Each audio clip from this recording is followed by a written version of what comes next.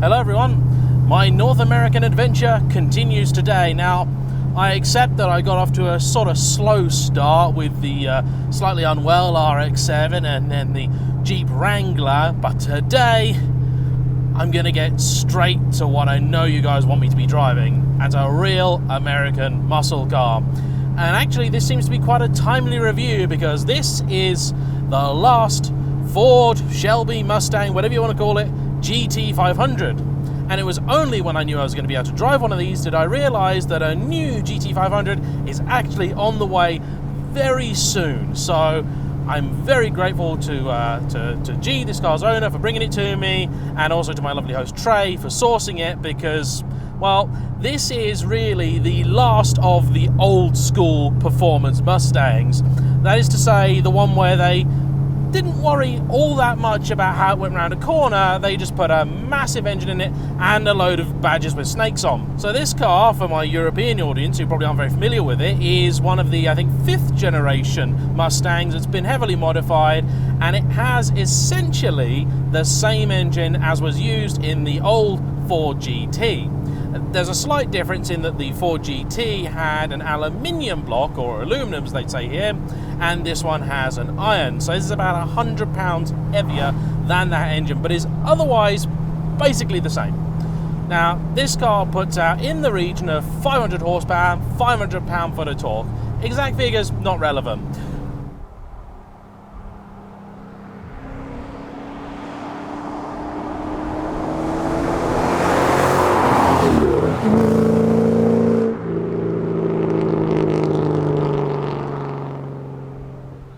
It also weighs quite a bit. By US measurements, just shy of 4,000 pounds. By our standards, that's still knocking on the doors of 2 tons. This is a big, heavy car. Oh, and it has a live axle at the back as well, because this is the last generation of Mustang that didn't have a fully independent rear suspension. This is a world away from the modern GT350 and probably the modern GT500 as well. But if you're over here and you want a lot of bang for your buck, well, I can see why you'd be interested in one of these, because you can pick one of these up for about $25,000. At the current exchange rate, that's about 20 grand. So for the price of a new Fiesta ST, you can get a car with a thumping great big 5.4 litre supercharged V8 with 500 horsepower that makes this noise. I mean, it doesn't take long to see the appeal, really.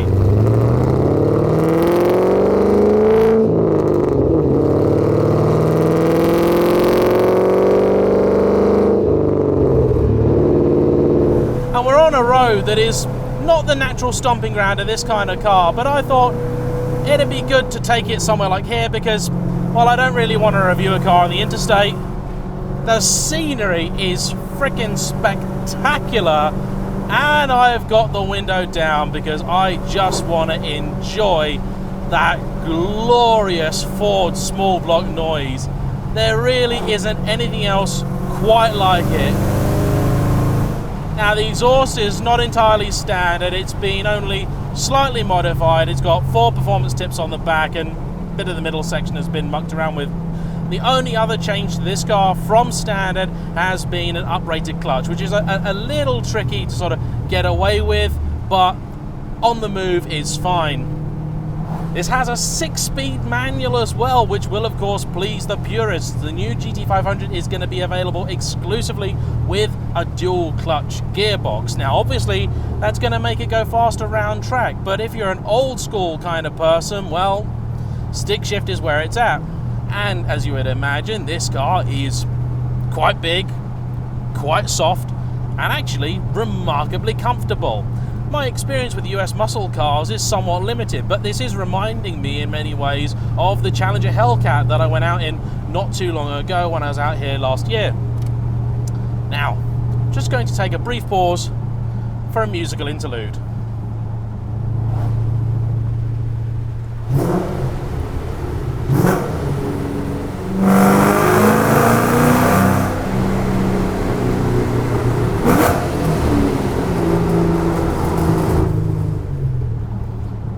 Makes a good noise.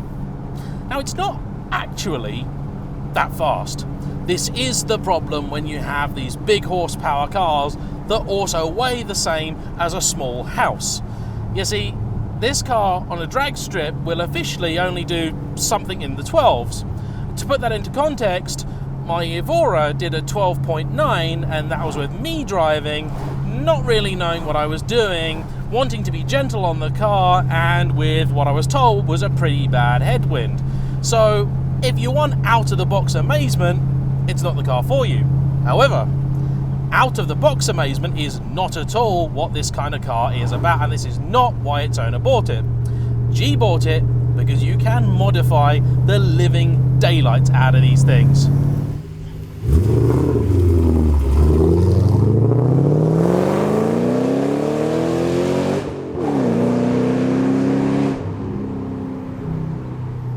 People take these up to very big power figures very easily, and apparently that live rear axle, when I've been doing my research, is actually of benefit for the drag strip crowd. It's quite good at getting the power down to the ground. Also helping this car put power down are some slightly enormous tyres. You've got 315s at the back and 275s at the front. They're not standard, and they're running on aftermarket Ventus rims, which do really complete the kind of axe murderer vibe that this car gives off. The steering's actually not quite as terrible as you would think that it would be. Of course, it's no Lotus in response or feedback or feel, but the car actually moves surprisingly quickly and feels far lighter on its feet than you would expect it to. Of course, a small, little, more capable car is going to show you its taillights on a road like this, and I hazard a guess that when push came to shove, a competently driven Miata or MX-5 is, well, just going to tear this car apart on these kind of roads. But that's fine, because until recently I don't recall Ford trying to make any claims to the contrary. This is a very honest car. It's designed to fire you from one end of the drag strip to the other in speed, and well, it can do that. Not out of the box, but it can. Tunnel brake.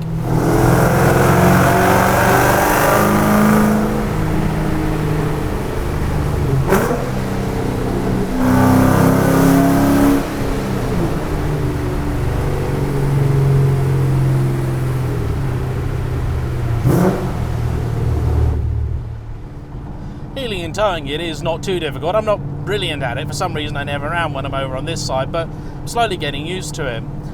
The gearbox is actually not the best in the world, but is also nowhere near as bad as I expected it to be. The interior, of course, is relatively basic, as you would expect. These were not super expensive cars when they were new. It's very easy for us Europeans to forget that kind of thing, but it is important.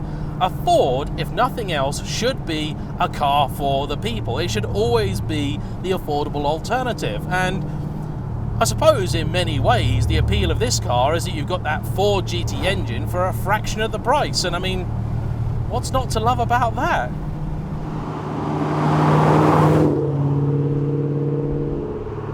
When you start to press on a little bit, that live rear axle does come into play. You can feel the whole car kind of starting to float in a bit of an off-putting way. It's not a super happy bunny about going around these corners, but it is at least comfortable.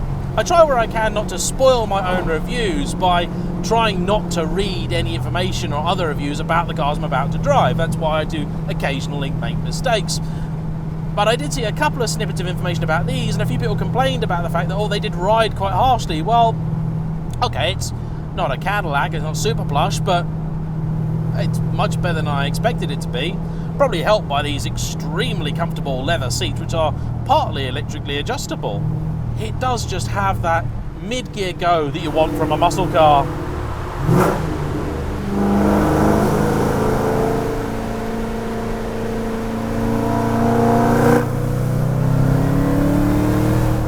It's also geared incredibly long. Second, I think, looks like it's good for about 70 something.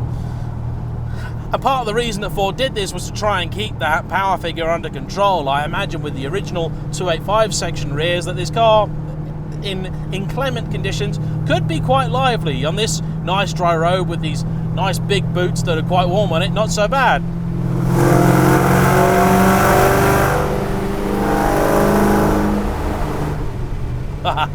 Oh yes.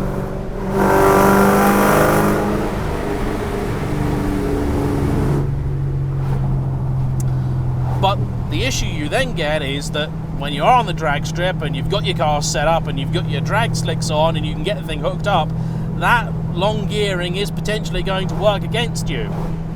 Fortunately, aftermarket differentials and gear ratios and all these things are easily available. In fact, I would bet good money that there will be a shop in the town that I'm in that would have a new diff that I could drop straight onto this and have all the shit you would need to go drag racing and put a massive smile on your face.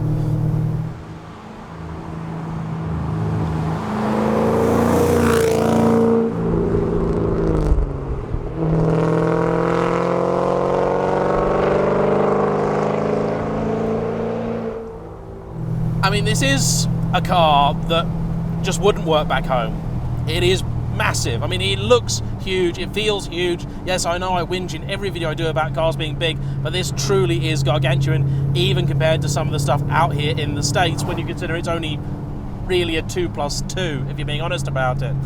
And out here, that's fine. I think the newer cars look much better. I think a GT350 would be much more me. But for the money people are asking for these, I totally get it. Would never work back home. Just, you couldn't enjoy this on the roads near me because it would just come undone. I mean, I'm driving this on the parkway at modest speeds and you can feel it's not super happy about it, but it'll do it. It'll do it just fine. But it is an experience, and my life, I have been truly blessed this week with the roads to drive on and the cars to drive in. This is a piece of America. And for once, I'm driving something American on the right kind of road. Anyway, I've got to go now and drive something else big, V8 and American. Tough old life, I know. Thank you all for watching. Please hit the subscribe button if you haven't already. Comment below, hit the like button and all. We'll see you for the next one. Bye-bye.